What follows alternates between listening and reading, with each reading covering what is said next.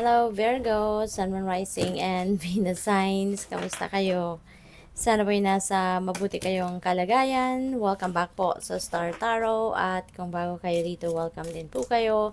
Please subscribe, like, share my videos, and leave me a comment kung nakaresonate po kayo. Thank you.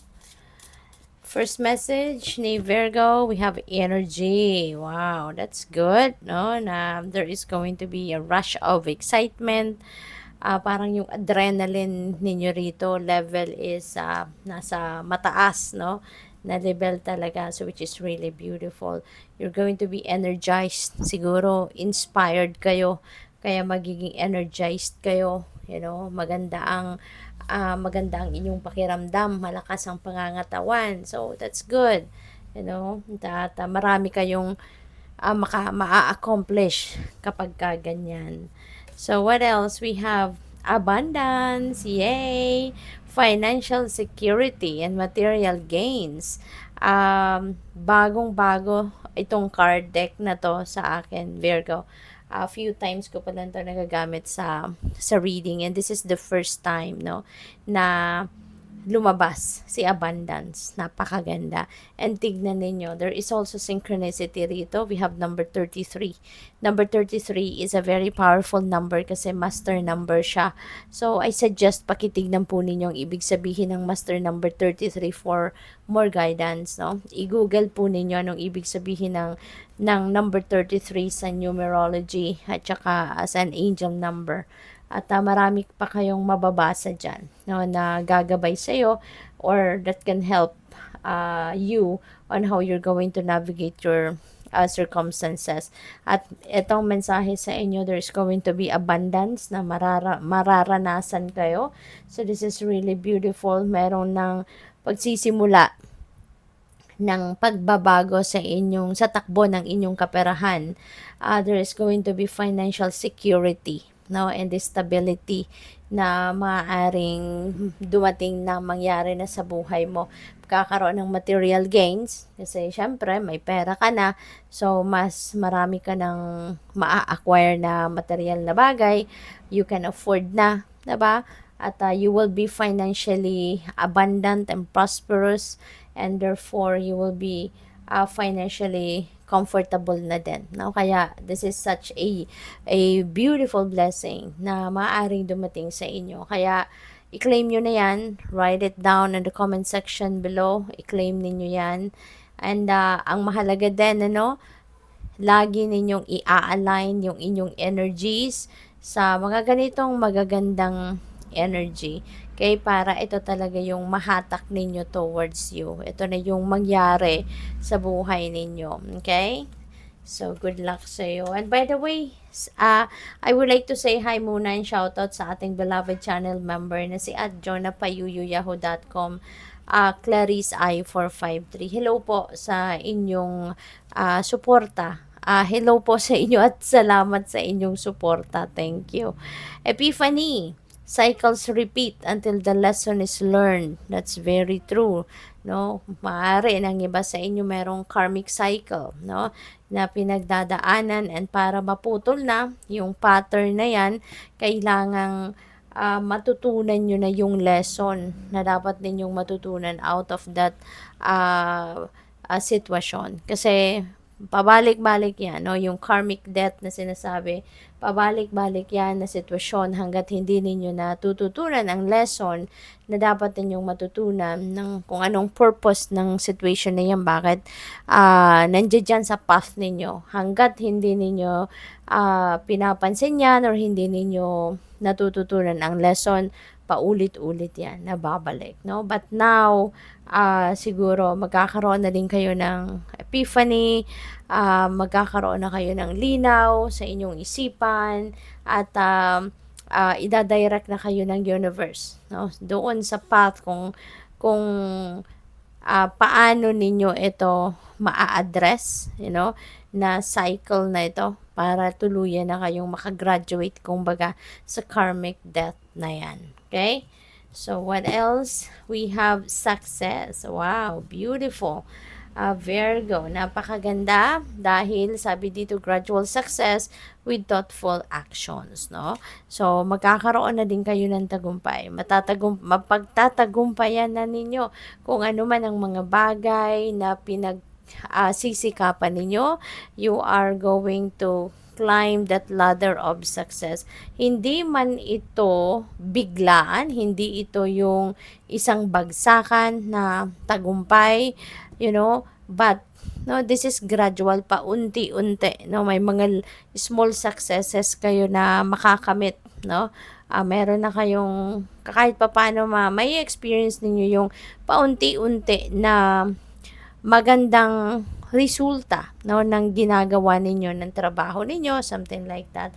Makukuha mo na unti-unti yung success, and the bigger success or yung big deal, kumbaga, na success is going to be, kumbaga, yun ang magiging uh, yun ang magiging panghuli ninyong makukuha, 'di ba? So, magpatuloy lang kayong mag-take action, magpatuloy lang kayong magsikap, mag-persevere, continue to work hard kasi 'di ba, sabi, God helps those who help themselves. Kung patuloy kayong mag-aaksyon, patuloy ninyong tutugunan ang pangangailangan ng sitwasyon para makarating kayo sa tagumpay, sige lang, go lang kayo. Kasi the support also in any way, shape, or form will be coming towards you.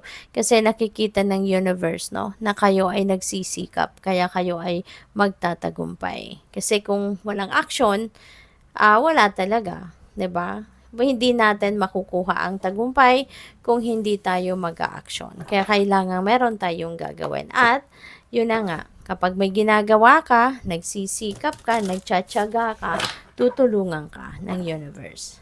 So by the way, Virgo, maraming salamat for subscribing to my channel. And if you haven't subscribed yet, subscribe na po kayo. And also, maraming salamat din for those who are not skipping the ads kasi malaking tulong po yan sa channel. Thank you very much for your support. And please click the join button sa baba ng video kung gusto po ninyong mag-join sa membership. Thank you. We have Emperor, beautiful. We have Balance. We have Knight of Air. At ayaw nang matanggal. We have 3 of Water. Ayaw matanggal na. So, nag-stay na talaga siya. Alright. So, Emperor is about stability. So, napakaganda. Kasi, most likely, yung stability na to could be related to money, career, and finances. Since we also have abundance energy, meron tayong success energy. So, most likely, yung tagumpay na yan, is financial success na nga. At, maaaring isa sa mga dahilan or isa sa magiging sa larangan na mapagtatagumpayan ninyo is yung trabaho, Kasi si Emperor, nasa siya nasa position of authority siya, Isa siyang manager, isa siyang boss, parang gano'n, Nasa mataas na posisyon sa kanyang trabaho. So, syempre, pag mas mataas ang posisyon mo, mas malaki yung sweldo mo, mas malaki yung take-home pay mo, hindi ba? So, maaring ang iba sa inyo, nasa ganong posisyon, kaya mas malaking inuuwi ninyong pera, pwedeng ganon. Or, maaari na mapopromote pa lang ang iba sa inyo, maaaring mapopromote pa lang kayo sa ngayon, kaya malalaki na, yung ninyo, yung financial gain ninyo. Mas marami, mas malaki. Pwede rin ang iba sa inyo rito is going to focus on laying a solid foundation pagdating sa inyong money, career, and finances ngayon. Maaring yun ngayon ang iisipin mo, magkaroon kayo ng financial security and stability. Maaring magsisimula na kayong mag-lay ng solid foundation on that, para you're going to build your momentum, 'di ba? Hanggang sa makapag-ipon na kayo, ma-establish mo na pwede mo nang masabi na pwede mo nang masuportahan ang pamilya mo or ang sarili mo din for the long term, financially, 'di ba? So, this is also about organization, So, siguro ang iba din sa inyo, naghahanda ngayon para sa lunar year, pagpasok ng lunar year, ano, at maaaring ino-organize mo din ang lahat, no? Yung mga gamit mo, ino-organize mo yung physical living space mo, maglilinis, magdi-declutter, ayusin mo, organizein mo yan. Pwede rin na yung buhay mo mismo, you're going to organize everything, mga priorities mo, siguro ngayon, mas malinaw na ngayon ang direction ninyo, nagkakaroon kayo ng mas malinaw na direction kung ano yung mga gagawin mo, what are you going to do next, no? What your plans are, what your priorities are. So, ayusin mo na din yan. We have balance. Ayan. So, ang iba sa inyo maybe is going to enter a compromise, you know. Pwedeng meron kayong kausap, meron kayong hindi pagkakaintindihan with another person. We are not on the same page. Maaaring hindi kayo nag-agree sa same thing, no? Kaya, ayan, maaaring para na mas maging maayos lang lahat, ayaw mo na nang may kaaway, ayaw mo nang may ka-misunderstanding, kaya you are going to enter into a compromise. Mas gugustuhin mo na magano kayo, magsakripisyo ng konting bagay para na mas maayos lang ang lahat, maayos lang ang relationship mo with other people. Okay? We have Knight of Air. Ayan. So, maaaring meron ditong determination na talagang mabubuhay, no, sa sarili mo.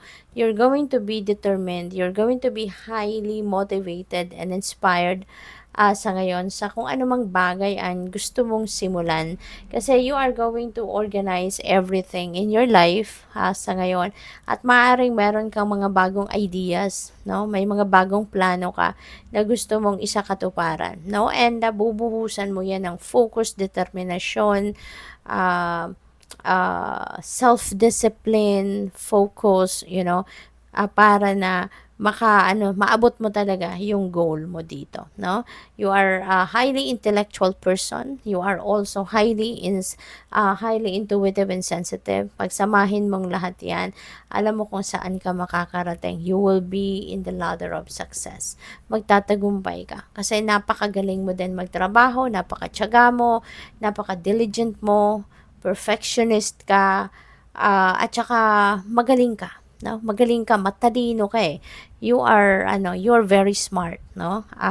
Virgo. Kaya ano man yung iisipin mong gawin, talagang hindi mo yan titigilan hanggat hindi mo nararating, hindi ba? Hindi mo titigilan hanggat hindi maganda ang magiging produkto ng efforts mo. Kaya napakataas ng standard mo, lalo-lalo na pagdating sa trabaho. Kaya, hindi malayong magtagumpay ka talaga. No? You will always be successful kasi binubuhos mo ang lahat, no, ng galing mo, at tiyaga, ganun, no, yung talent mo, binubuhos mong lahat yan sa kung ano man yung ginagawa mo. Three of Water is a celebratory energy. So, maybe ang iba sa inyo is going to have baka merong mga okasyon na i-celebrate, no? Pwedeng merong mga birthdays, merong mga anniversary, accomplishments, may mga achievements kayo.